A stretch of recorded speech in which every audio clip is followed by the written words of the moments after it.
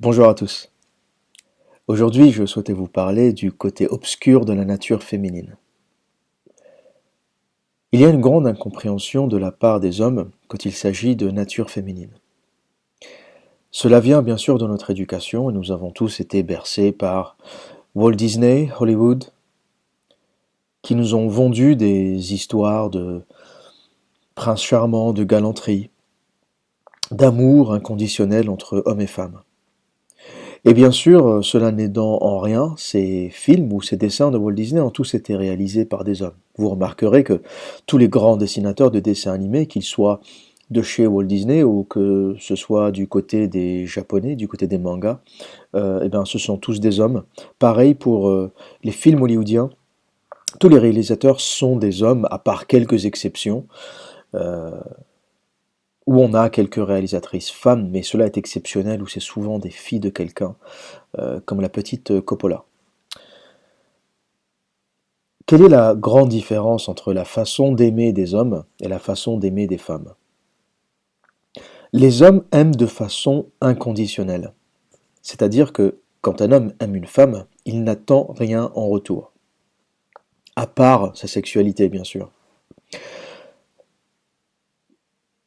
Quand on aime une femme, on l'aime pour ce qu'elle est, pas pour le nombre de voitures qu'elle a, ou pour le nombre de maisons qu'elle a, ou pour son compte en banque. On aime une femme pour sa féminité, pour ce qu'elle est. On aime le côté fragile qui nous donne l'illusion que qu'on va la protéger. On aime se sentir utile à côté d'une femme. Alors que les femmes, de leur côté, cherchent le côté utile et pratique chez l'homme. Elles vont aimer l'amant parce qu'il va procurer plaisir, sexualité. Elles vont aimer l'ami qui va varier, qui va être l'ami bricoleur qui va venir changer une ampoule, l'ami qui va lui tenir compagnie au cinéma, l'ami qui va lui répondre au téléphone lorsqu'elle aura un coup de blues, l'ami qui sera là et qui ne demandera rien en échange. Parce que l'ami ne peut pas être l'amant. Pour créer de la tension sexuelle, vous ne pouvez pas être ami. Et les mecs qui sont en mode ami camouflage en espérant qu'il se passe quelque chose n'ont absolument rien compris à la nature féminine. Et il y a bien sûr le pourvoyeur. Elle va avoir besoin de l'homme tout simplement qui a les moyens, qui va lui acheter ses sacs Gucci, qui va éventuellement avoir va éventuellement lui faire des enfants et il va avoir le moyen de les faire grandir. Donc une femme n'aime pas de manière inconditionnelle, mais elle aime de manière conditionnelle. Cela va être conditionné à ce que vous pouvez lui apporter. Et c'est là que les hommes se trompent et c'est là la chose qu'ils ne comprennent pas. Ils pensent que les femmes les aiment de la même façon. Donc ils pensent que les femmes les aiment de façon inconditionnelle, que les femmes tombent amoureuses, que les femmes aiment des hommes à la folie de façon aveugle. Cela peut arriver peut-être à l'adolescence, quand le cerveau n'est pas complètement constitué, et une femme, au-delà de 24 ans, on va dire, commence à avoir ces éléments pratiques en tête. Et vous remarquerez que pendant une rupture, c'est souvent l'homme qui est détruit. Une femme qui se fait larguer va aller faire la fête avec ses copines ou va faire une soirée dégustation vin avec des copines. Elle va se faire sauter, elle va se faire tirer, elle va se faire baiser, on pourra appeler ça comme on veut, pour passer son chagrin. D'ailleurs, les filles en rupture sont les filles les plus faciles à choper, on va dire, hein. Si vous rencontrez une fille dans un bar et qu'elle vous raconte qu'elle a rompu la veille, il y a une chance sur deux que pour que vous rentriez avec à la maison. Et si en plus elle a un tatouage, il y a trois chances sur cinq que vous rentriez avec à la maison. Je ferai une vidéo d'ailleurs pour vous expliquer comment reconnaître si vous pouvez coucher avec une fille le même soir en fonction de ce qu'elle dit, en fonction de ses tatouages. Le tatouage est un signe de daddy issues, de problèmes paternels, et qui fait que c'est des filles qui ont besoin de compensation, qui ont un problème psychologique, et plus elles ont des tatouages, plus elles sont déréglées, et plus elles tendront à avoir des rapports sexuels facilement. Donc une fille va passer au-delà d'une rupture assez vite, et une fois qu'elle vous a oublié, elle vous a oublié pour de bon. Par contre, d'un autre côté, les hommes sont souvent ravagés par les ruptures. C'est quelque chose que je n'ai jamais compris parce que j'ai souvent eu des amis qui m'appelaient pour me raconter leur rupture ou qui m'appelaient pour me parler quand ils venaient de se faire larguer parce qu'ils ne comprenaient pas, parce que... Et ils étaient tous vraiment en détresse, de façon très très honnête. Un homme après une rupture, surtout s'il s'est investi dans la relation, s'il a passé du temps, est souvent ravagé.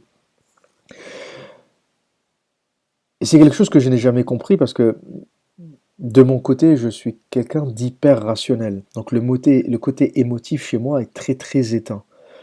Je, je ne ressens pas, je, le, je ne dirais pas que je ne ressens pas du tout, mais je n'ai pas d'émotions qui prennent l'avantage sur mon comportement.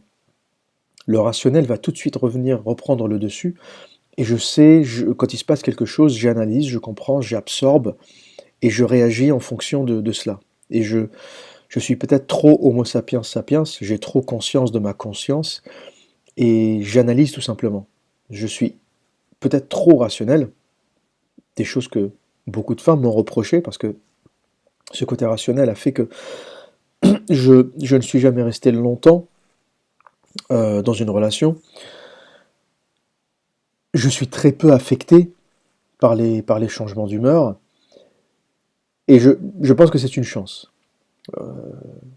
J'ai souvent eu des femmes qui m'ont dit: «Je ne comprends pas comment tu es célibataire. Tu es ordonné, équilibré, rationnel, tu réussis plutôt bien ta vie. Comment se fait-il que tu es rationnel? Pardon. Comment se fait-il que tu es seul?» Et je réponds souvent: «Eh bien, c'est peut-être justement parce que je suis rationnel, ordonné et que j'ai la tête sur les épaules que je ne me suis jamais engagé dans une relation.» Parce que c'est, pour moi, c'est la pire option possible pour un homme qui a envie de réussir. Une femme, pour moi, c'est un peu comme un sac de plomb que vous trimballez avec vous. Et pour réussir,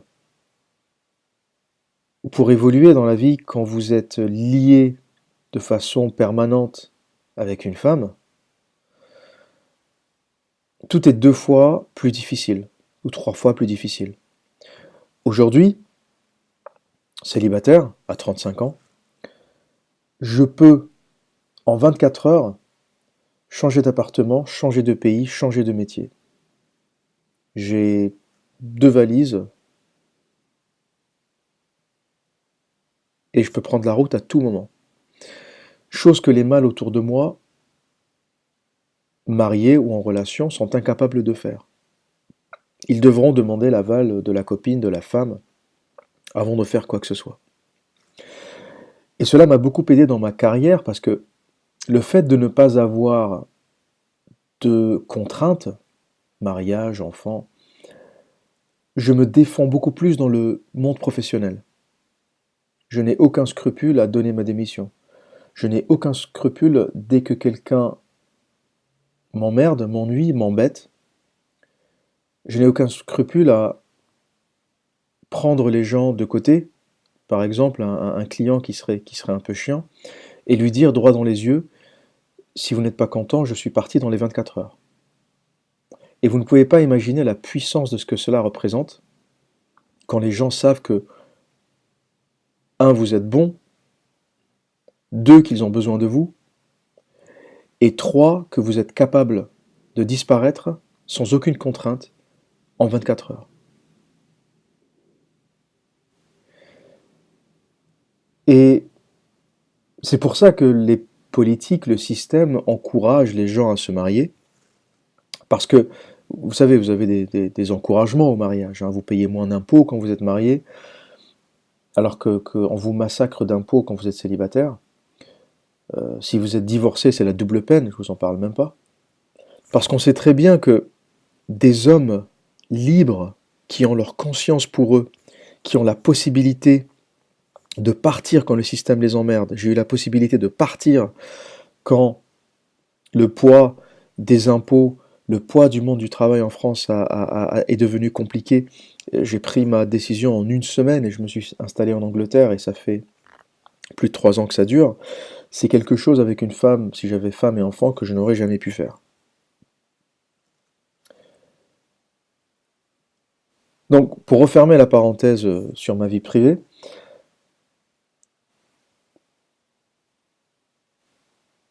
les femmes, le plus grand secret des femmes est que elles cachent le fait qu'elles n'aiment pas comme les hommes. Elles aiment l'utilité. Elles regardent ou elles voient les hommes comme une utilité. L'homme est une utilité qu'elles usent, dont elles abusent pour atteindre leurs desseins, ou avoir un enfant, ou leur tenir compagnie, ou bricoler des choses à la maison, ou être l'amant. Vous êtes rarement tous ces hommes en même temps. Et elle se sépare de vous lorsqu'elle n'a plus besoin de vous, lorsque vous ne répondez plus cette fonction. C'est pour ça qu'on remarque le taux de divorce extrêmement élevé de femmes qui ont la quarantaine, et les taux de divorce, il faut savoir qu'ils sont demandés à 75% ou 70% par des femmes. Très très peu d'hommes initient le divorce. Parce que les hommes aiment plus que les femmes, ou ils aiment différemment. Parce que elle divorce tout simplement l'homme pourvoyeur qui a été utile pour avoir l'enfant, qui a été utile pour prendre le crédit, pour acheter la maison, pour travailler comme un esclave jusqu'à des heures pas possibles.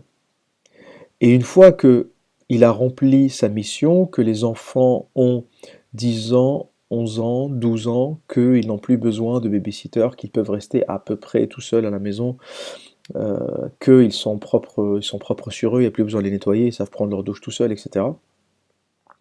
La femme peut se séparer du pourvoyeur pour aller revivre ou refaire sa vie avec l'amant, ou avec l'homme alpha, ou avec un autre pourvoyeur qui est plus riche et qui peut lui offrir encore autre chose. Tout en ayant la pension alimentaire, la moitié de la maison, de l'homme bêta qu'elle vient de divorcer.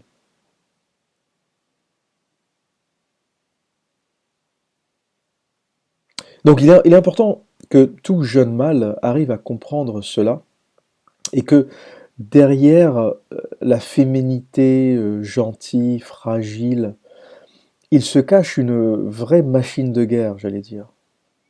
Une vraie machine survivaliste qui est là pour survivre sur le dos d'un homme, se reproduire, avoir des enfants, transmettre ses gènes et passer à la proie suivante. Et il y a beaucoup d'entre vous qui vont me dire, mais il y a beaucoup de femmes qui restent avec leurs hommes, qui ne divorcent pas, qui ne partent pas. Pourquoi? Pourquoi tu mets ou mettez-vous toutes les femmes dans le même sac? Alors, je vais vous donner la règle d'or. La règle d'or que tout homme doit comprendre. Une femme restera avec vous tant que vous êtes sa meilleure option. Les femmes qui restent avec leur mari, qui ne partent pas, qui ne se plaignent pas, qui élèvent les enfants et qui sont, entre guillemets, heureuses, n'ont pas d'autre option. Vous êtes sa meilleure option. Si votre femme est encore avec vous, c'est que vous êtes sa meilleure option. Ou parce que elle est moche, ou qu'elle n'a pas d'attirance suffisante, qu'elle est en surpoids, qu'elle a vieilli, etc., que aucun homme ne la regarde, donc il n'y a pas de compétition, et elle n'a pas de rechange ou de roue de secours à part vous, donc elle reste parce que vous êtes sa meilleure option, ou parce que vous êtes un homme qui avait réussi et que très peu d'hommes peuvent lui donner ce que vous lui donnez. Donc si vous êtes un homme avec la grande baraque, la voiture, le salaire à 6 chiffres, qui lui payait les vacances aux Seychelles, les Noëls à Venise, etc., eh bien, il n'y a pas beaucoup d'hommes dans votre catégorie qui peuvent lui procurer ce que vous procurez. Donc elle reste avec vous parce que vous êtes sa meilleure option. Et c'est le seul équilibre possible. Et je ne citerai pas le nombre d'exemples où, au moment où l'homme perd son boulot, au moment où il a des soucis financiers, au moment où il a des soucis de santé, au moment où son statut diminue, baisse ou change, le nombre de femmes qui partent avec les enfants. Parce que vous ne remplissez tout simplement plus le rôle dont elle a besoin, et parce qu'elle a d'autres options. Donc si votre femme reste avec vous, c'est 1. Elle est moche, vous êtes physiquement sa meilleure option. 2. Vous réussissez dans la vie et matériellement, elle ne peut pas ou elle ne pourra pas trouver mieux que vous. Et c'est essentiellement les deux raisons, physiques et financières, qui font qu'une femme reste avec vous. Toute autre femme qui est jeune, belle, qui a des prétendants, qui a le choix, vous claquera la porte à la gueule à un moment ou à un autre, dès qu'elle aura une meilleure option. Et j'ai expliqué dans une vidéo précédente pourquoi elles le font. Elles n'en sont même pas conscientes. Elles le font parce qu'il est dans leur logiciel de chercher leur meilleure option de procréation. Elles ne savent même pas pourquoi elles sont hypergamistes. Les femmes ne savent pas pourquoi elles sont hypergamistes. C'est simplement leur gène et leur logiciel génétique qui est en permanence à la recherche de la meilleure option. Voilà pour la vidéo du jour. Que dire d'autre? Encore une fois, n'oubliez pas de vous abonner si vous aimez ce que je fais. N'oubliez pas de commenter.